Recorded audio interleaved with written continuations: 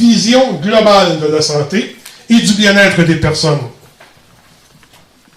Elle établira l'importance des organismes communautaires dans le respect de leur autonomie et renforcera les instances de décision régionale. Mais aussi, elle préparera la venue de compressions majeures en décentralisant. Durant la même période, la désinstitutionnalisation de plusieurs services devient la norme. Puis, en 1996, le nuage du déficit zéro apparaît et déboule les compressions, les fermetures, les mises à la retraite, etc. En 2003, on peinait encore à reprendre notre souffle quand le nouveau ministre de la Santé et des Services sociaux, M. Philippe Couillard, que vous connaissez sûrement, propose une nouvelle réforme, la loi 25. Le ministre soutient, lors de la présentation de sa réforme, que la fusion des établissements favorisera le continuum de services, donc la maximisation des ressources. La première ligne sera priorisée. Les nouveaux établissements seront responsables de la santé de la population de leur territoire, ce qu'on a appelé la responsabilité populationnelle. Chaque citoyen aura droit à son médecin de famille. On l'a entendu souvent, celle-là. Les temps d'attente seront diminués. Les coûts financiers pour le gouvernement seront diminués.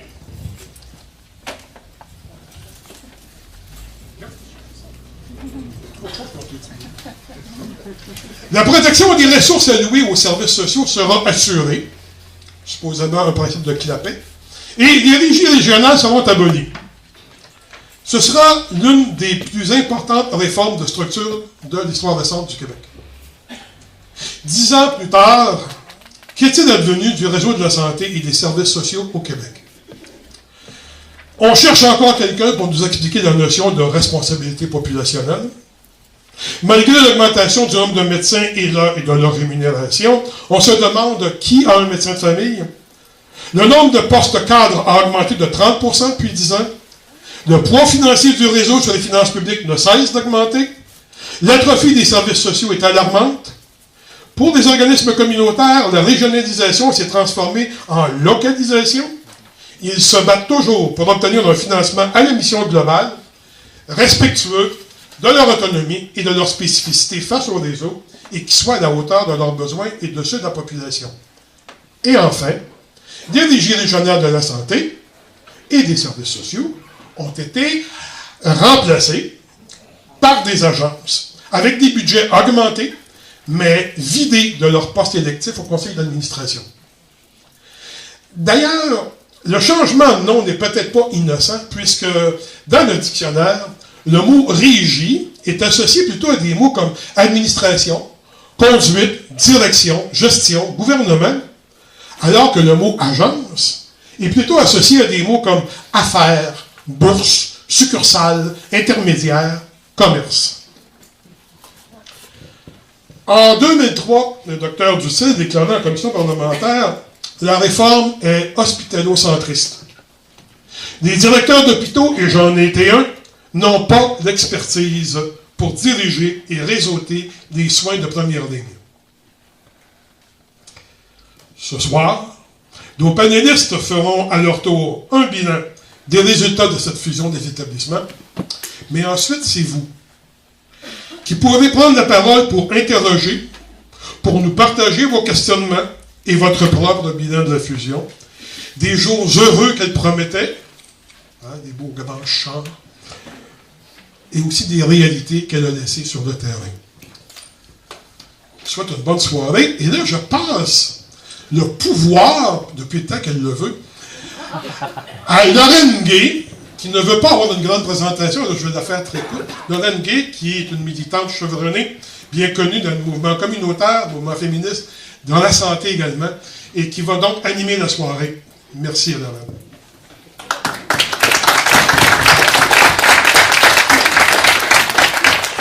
Enfin, le pouvoir aux femmes.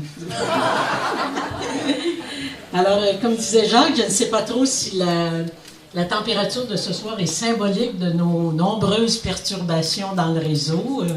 Accumulation de neige, fonte de la neige aussi, en tout cas, bref. Mais rassurez-vous, on ne va pas discourir ce soir sur cette hypothèse hautement improbable. Hein? Il n'y a pas eu de perturbation dans ce réseau-là. Alors, je vais passer immédiatement la parole aux panélistes. Alors, chaque panéliste aura 15 minutes. Il n'y aura pas de pause parce qu'on va finir. Là, on a commencé un petit peu en retard, donc c'est un 2 heures plein. On devrait finir autour de 9h15, alors sans pause. Et chaque panéliste va parler l'un à la suite de l'autre et ensuite on aura la période de questions. Ça vous va? D'accord. Alors, je vais commencer par M. David Levine, et comme tous les conférenciers d'ailleurs, juste leur biographie prendrait à peu près tout le temps de leur présentation, donc on va s'en tenir à quelques éléments essentiels, n'est-ce pas? Alors, M. Levine, plusieurs le connaissent bien sûr, a été ex-ministre délégué à la santé du Québec dans le gouvernement québécois et ex-PDG de l'Agence de la santé et des services sociaux de Montréal pendant 10 ans.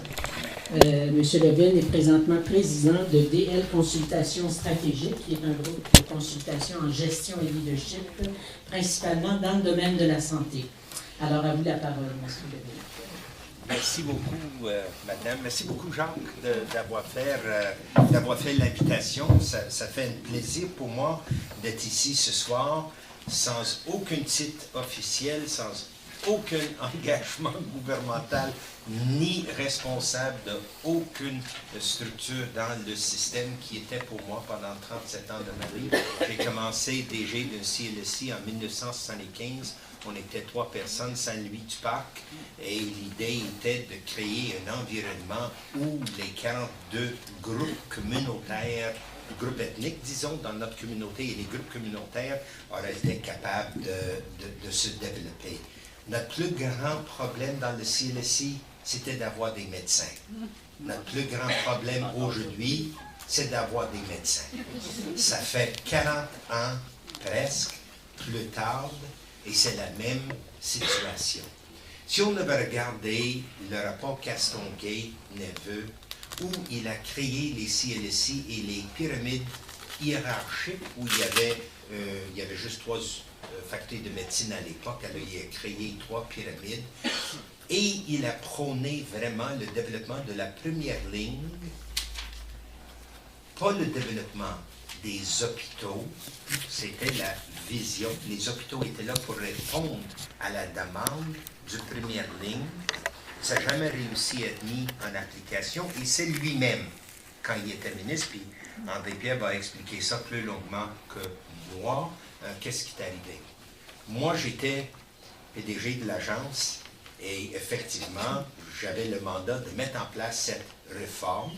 Cette réforme que, quand j'étais ministre, comme PQ, était sur la table, c'était la suite de la commission Rochon, de la commission Claire, qui a dit il faut décentraliser, il faut régionaliser, il faut donner du pouvoir dans la communauté et il faut développer la première ligne. C'était ça la prémisse. Et le PQ n'a pas amené cette réforme. Le PQ ne l'a pas amené. On avait une réaction des CLSI très forte à l'époque qui dit les hôpitaux vont nous tout manger et tout l'argent qu'on a pour action communautaire et le support qu'on fait dans le domaine social, on va le perdre. Alors, le PQ a décidé de ne pas amener à ce moment la réforme et c'est les libéraux qui ont amené la réforme par M. Couillard. Quand la réforme était amenée, je vous dis honnêtement, j'étais très en faveur. Je croyais beaucoup que cette façon de mettre les hôpitaux, les CLSI, le longue durée, la réadaptation ensemble, diminuer le nombre d'établissements, dans ce moment-là, le nombre de DG, le nombre de conseils d'administration, et d'avoir une base populationnelle, aurait été une moyenne de permettre une évolution vers la vision qui était là au début dans le rapport Castonguay, le développement d'une première ligne où les médecins de famille, avec le patient partenaire, sont au centre et que le reste tourne autour. Puis quand je parle de médecine de famille, je parle avec l'équipe multidisciplinaire des professionnels qui sont autour de médecins, qui partagent la responsabilité du client, que le corps médical n'a jamais voulu. Et là, je vous donne un peu mon bilan de cette réforme. Au début, à Montréal, on a suggéré, vous ne savez sûrement pas ça, 6 centres de santé à travers Montréal, éventuellement 8, 10, on a terminé à 12 centres de santé autour de l'île de Montréal et 65 établissements ont été fusionnés. 65 conseils d'administration, 65 DG ont été récupérés en 12 DG, 12 conseils d'administration. Un énorme changement structurel avec beaucoup de chambardement, beaucoup d'espoir. 2 grands dangers. Un grand danger que j'avais de Dr. Richard Lessard, mon directeur de santé publique, on va perdre notre prévention, promotion, santé publique. David, dans ça, comment on peut le protéger? Deuxièmement, comment on va éviter que les hôpitaux ne sucent pas toutes les ressources? À Montréal, 7 de nos centres de santé n'ont pas de CH. 5 de nos centres de santé ont un CH. C'est un hasard, mais j'ai passé ma journée hier au centre de santé de Verdun Sud-Ouest, puis j'ai posé beaucoup de questions à leur groupe de médecins de famille. Qu'est-ce qui marche pas, pour essayer de répondre à des questions ce soir et qui étaient sur la liste qui m'a été présentée. Et la réponse à des questions à certaines reprises était décevante. Le volume qu'on veut que les médecins peuvent s'en occuper, ils ne sont pas capables d'atteindre. Ils ne sont pas capables d'atteindre parce qu'ils n'ont pas le type de support qu'ils ont besoin. Et le type de support qu'on met autour du médecin aujourd'hui doit évoluer. Je vais commencer un peu au début, s'il vous plaît, me dire quand c'est 10-12 minutes, parce que sinon je parte là.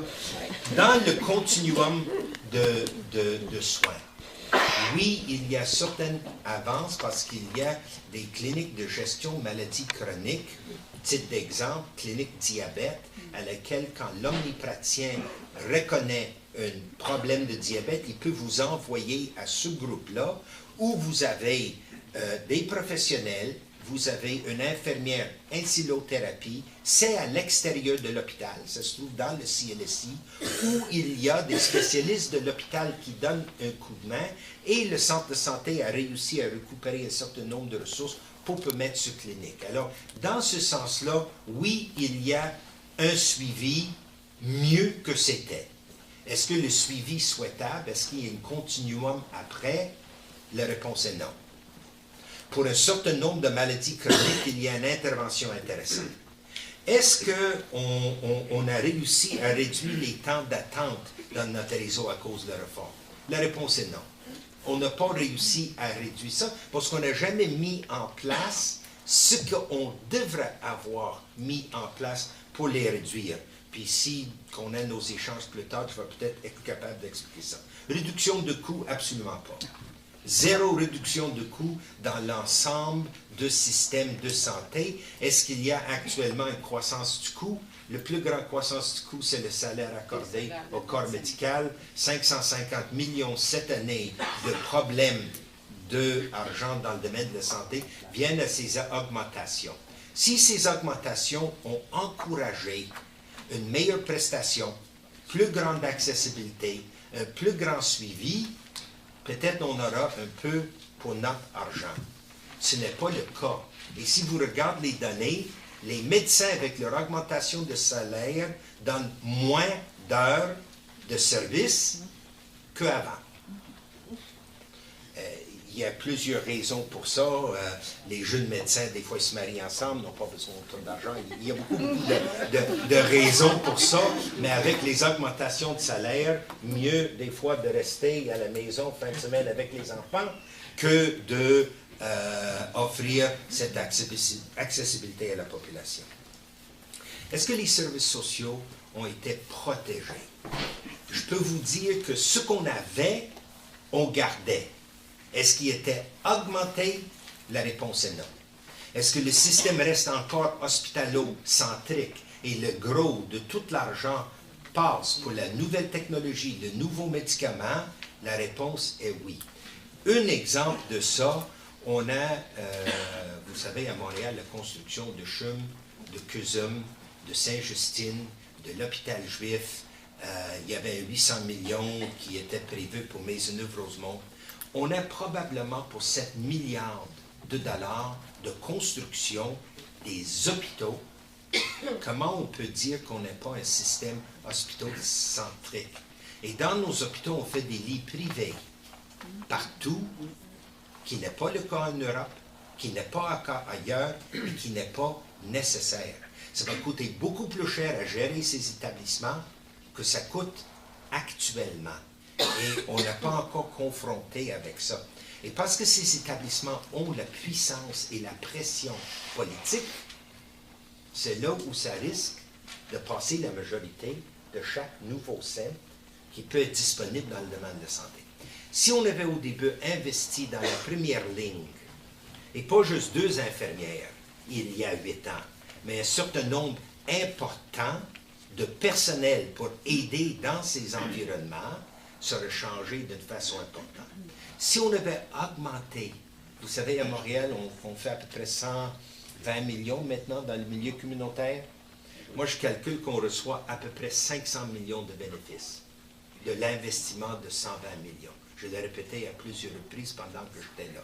Et la difficulté d'investir dans le milieu communautaire, qui était extrêmement rentable, prend uniquement le secteur de santé mentale.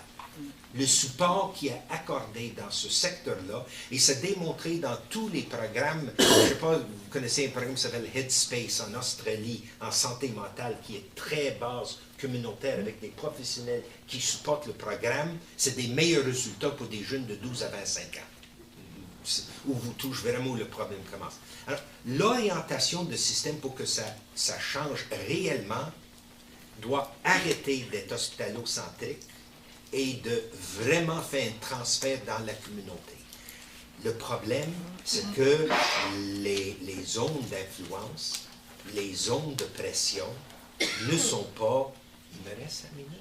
Tant que ça? Wow! Alors, les zones de pression est ailleurs. C'est pas dans la communauté, c'est dans le milieu hospitalier. Et le désir actuellement d'augmenter le nombre de personnes dans les GMF, dans les cliniques réseau, pour avoir une équipe, ce qui arrive pour les médecins et pourquoi j'ai demandé aux médecins, pourquoi on n'a pas plus grande accessibilité? Oubliez le nombre d'heures qui travaillent. Puis le médecin dit, mais j'ai des infirmières, j'ai un travailleur social, il y a un pharmacien, ça aide, mais moi, quand je vois chaque client, c'est moi qui le déshabille, c'est moi qui demande l'histoire, c'est moi qui fais tout. Le nombre de minutes que je passe avec chaque personne ont resté la même. Puis quand j'ai quelque chose, bon, le reste de l'équipe peut aider, mais j'ai personne à aider moi pour qu'au lieu de voir 4 personnes à l'heure, s'il peut voir 4 personnes à l'heure, des fois c'est 3 personnes à l'heure, j'aimerais voir 5 personnes à l'heure. S'il est capable de faire ça avec un peu de support, ça veut dire qu'il y a des infirmières capables de supporter, aider et d'avoir un rôle clinique plus poussé. En même temps qu'ils demandent ça, en même temps, la profession de médecine met à distance les infirmières praticiens, met à distance les sages-femmes, met à distance tous les professionnels qui peuvent les aider. Je ne comprends pas encore pourquoi. Il essaie d'utiliser un argument de qualité de soins. Ce n'est pas vrai, parce que ailleurs au monde, littéralement, vous avez d'autres professionnels qui font beaucoup d'actes et d'activités que le corps médical fait. Alors, la solution du problème pour l'accessibilité à un médecin de famille, c'est qu'il y a une équipe avec d'autres professionnels capables d'aller jusqu'au donner des prescriptions parce qu'il y a des protocoles qui, comme on dit, des ordonnances collectives qui vont permettre à d'autres professionnels de faire ça. Alors, si vous demandez globalement, est-ce que la réforme, je dis la réforme, c'est pour moi une première pas. On a fait le volet structurel, on n'a pas fait le volet soins cliniques dans cette intégration. Il reste à faire.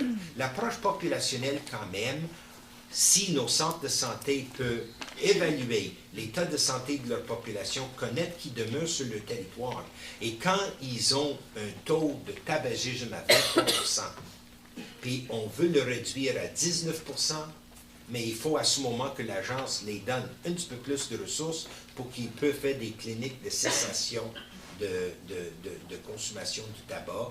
Et à ce moment, on peut influencer. La chose qui a changé l'espérance de vie des personnes n'était pas le domaine de la santé. C'était des mesures d'habitude de vie. C'était des mesures qu'on a fait dans la communauté pour changer la façon qu'on vive actuellement. Alors, je crois que la prévention-promotion a sa place et doit s'étendre à l'ensemble de nos interventions. Ce n'est pas le cas. Il est encore, pour une grande partie de nos interventions, ignoré. Il faut être beaucoup moins hospitalo-centrique. Il faut se développer une première ligne adéquate, capable de faire une vraie prise en charge de la population. Alors, on va vous laisser avec 0 minutes. Là. 0 minute.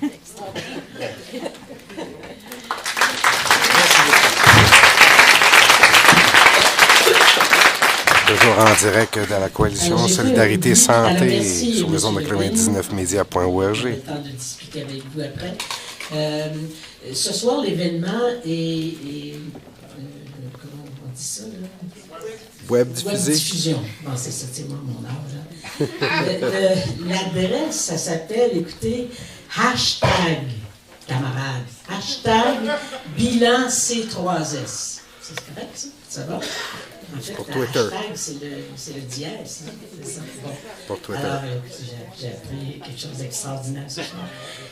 Et nos collègues, probablement de la troc Gaspésie-les-Îles, sont avec nous aussi ce soir et probablement d'autres personnes aussi. Alors, voilà. Alors maintenant, nous passons à Mme Joanne Archambault, qui a courageusement fait le trajet depuis Sherbrooke pour se rendre ici, dans la tempête. Alors, Mme Archambault possède 13 années d'expérience comme cadre supérieur en CLSC, puis en C3S. Elle a piloté plusieurs projets provinciaux, dont l'Observatoire québécois des réseaux locaux de services, pour soutenir l'actualisation des changements proposés par la réforme 2004, qui est la réforme Couillard-Charest. Alors, Madame. Merci beaucoup. Ce que je veux partager avec vous ce soir, c'est 3 choses. D'abord, je vais vous expliquer un peu d'où je me place pour faire mes observations, parce que selon nos expériences, on n'a pas la même perception de ce qui se passe dans le système de santé. Je vais reprendre 6 éléments qui ont été abordés tantôt dans la mise au jeu, puis je vais un peu vous partager les observations que j'ai faites en travaillant puis en essayant de contribuer au système de santé, puis une courte conclusion sur qu'est-ce que ça donne. Donc, vous dire que je suis un témoin du terrain, dans le fond, à titre de gestionnaire, mais un témoin du terrain. Donc, beaucoup de choses que je vais vous dire reposent en partie sur l'expérience que j'ai eue de travailler en C3S, mais pas seulement dans ma région. J'ai eu la chance, notamment avec le projet d'observatoire, de me promener à travers le Québec et d'aller rencontrer des C3S un peu partout. Et je dois vous dire qu'il faut toujours avoir en tête, quand on parle de nos observations, il y a la réalité de Montréal, puis il y a la réalité dans les autres régions, et c'est très variable d'une région à l'autre, les pas qui ont été franchis. Ça, je pense que c'est quelque chose d'important qu'il faut avoir à l'esprit. Aussi, vous dire que j'avais souvent, dans beaucoup de projets, un rôle de soutien pour essayer d'actualiser cette réforme-là. Donc, beaucoup de mes observations reposent sur le fait que j'essayais, avec les gens, en collaboration avec eux, de trouver des stratégies prometteuses pour mettre en œuvre cette réforme-là. Donc, c'est beaucoup à ce titre-là aussi que j'ai fait un certain nombre d'observations. Vous dire que le matériel que j'utilise pour vous parler ce soir, c'est des échanges que j'ai eu l'opportunité de faire avec l'ensemble des régions du Québec, des ateliers, des formations, notamment sur la responsabilité populationnelle, et des entrevues avec des acteurs clés, en partant du ministre, des PDG d'agences, des gestionnaires, des intervenants et des citoyens. Puis je vais vous parler tantôt un petit peu des citoyens qui devaient aussi avoir une participation accrue dans le contexte de cette réforme-là. Donc, 6 éléments sur lesquels je vais vous parler un petit peu, puis vous allez voir, ça fait écho beaucoup à ce que M. Levin a dit tantôt. D'abord, la priorisation de la première ligne. Moi, ce que j'ai pu observer dans les différentes régions du Québec, il y a eu, je pense, des investissements qui ont été faits, surtout dans les services aux clientèles vulnérables. Qu'est-ce que j'entends par clientèle vulnérable? Il y a eu des choses qui ont été faites en santé mentale. Il faut se rappeler qu'en première ligne, les services de santé mentale, on partait avec pas beaucoup de choses. Donc, santé mentale, maladies chroniques, M. Levin en a parlé, déficience intellectuelle, jeunes en difficulté, aînés, personnes aux prises avec un cancer aussi. Donc, si vous vous rappelez, les documents d'origine au début de la réforme, c'était vraiment tout ce qu'on appelait les clientèles vulnérables du système. Donc, je pense qu'il y a des pas qui ont été franchis, il y a des investissements qui ont été faits. Ces investissements-là ont été, règle générale, ciblés. Ça veut dire qu'il n'y avait pas nécessairement, je dirais, la marge de manœuvre dans chacune des régions pour adapter ça si ça faisait plus ou moins de sens, ou si par rapport au portrait de la population, c'est pas ce qu'on aurait priorisé. Donc, souvent, c'était ciblé. La nature des services et souvent les ressources à utiliser étaient convenues d'avance. Je prends juste un exemple. Par exemple, quand on a commencé à développer des services de soutien aux personnes qui vivaient avec un cancer, on a préconisé l'embauche d'infirmières pivots en oncologie. Donc, c'était une modalité qui était déjà prévue. Fait qu'encore une fois, par exemple, dans des régions où on avait de la difficulté à recruter des infirmières, le modèle n'était pas nécessairement très flexible et adaptable à chacune des régions. Mais je pense qu'il y a eu quand même des pas qui ont été faits dans l'ensemble des services de première ligne aux clientèles vulnérables. En écho avec ce que M. Levin disait tantôt, peu d'investissements dans les services courants. Pourtant, au même moment, dans le fond, on préconisait beaucoup des sorties rapides d'hôpital, des suivis plus en milieu C3S ou CLSC, plutôt qu'en milieu hospitalier, alors qu'il n'y a pas eu vraiment d'investissement dans ce qu'on peut appeler les services courants. On pense aux soins infirmiers, par exemple, qui sont liés au suivi post-hospitalier. On pense aux services psychosociaux de base. Comme on le disait tantôt, je pense qu'on a préservé ce qui était là, mais notamment l'accueil psychosocial dans les CLSC, il y a eu des nouveaux mandats et les investissements n'ont pas nécessairement été au rendez-vous. Donc, des services courants qui n'ont pas beaucoup, de mon point de vue, évolué et ne se sont pas vraiment développés à la hauteur qu'on s'attendait si l'objectif était de développer les services de première ligne. On a fait énormément de fusions d'établissements avec un objectif, puis il y a beaucoup de cas concrets qu'on pourrait citer, avec un objectif, je dirais, de répartir différemment les budgets d'établissement. Par exemple, il y a des milieux où le volet CHSLD devait diminuer le nombre de lits pour faire un réinvestissement, par exemple, en première ligne. Dans tous les cas que je connais, ce phénomène-là ne s'est pas produit. Il n'y a pas eu de redistribution des budgets et un peu dans le même sens que ce qu'on disait tout à l'heure, les budgets, que ce soit des hôpitaux, que ce soit des CHSLD, ont plutôt eu tendance à s'accroître. Donc, il n'y a pas eu de transfert entre la deuxième, troisième ligne vers la première ligne. Un autre élément qui était dans la mise au jeu, avons-nous amélioré le continuum de services? C'était là, au début de la réforme, une préoccupation importante. Je pense que le continuum de services, encore une fois, pour certaines clientèles vulnérables, c'est fait. Quoique, il y a des secteurs où c'est beaucoup plus difficile, on rencontre beaucoup d'écueils. Je vais prendre l'exemple de la santé mentale.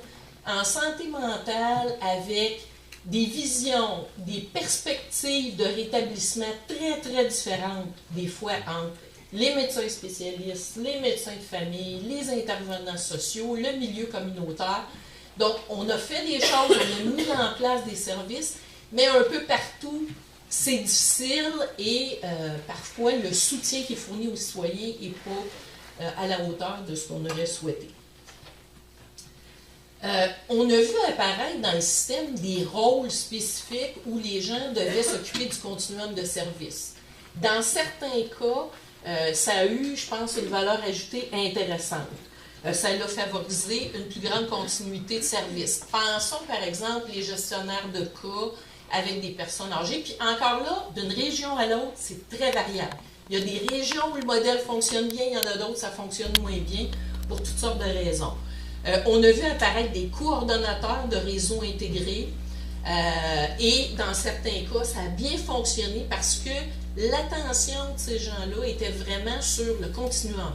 Donc, avait la tâche vraiment de s'assurer que les citoyens avaient les services auxquels ils pouvaient s'attendre.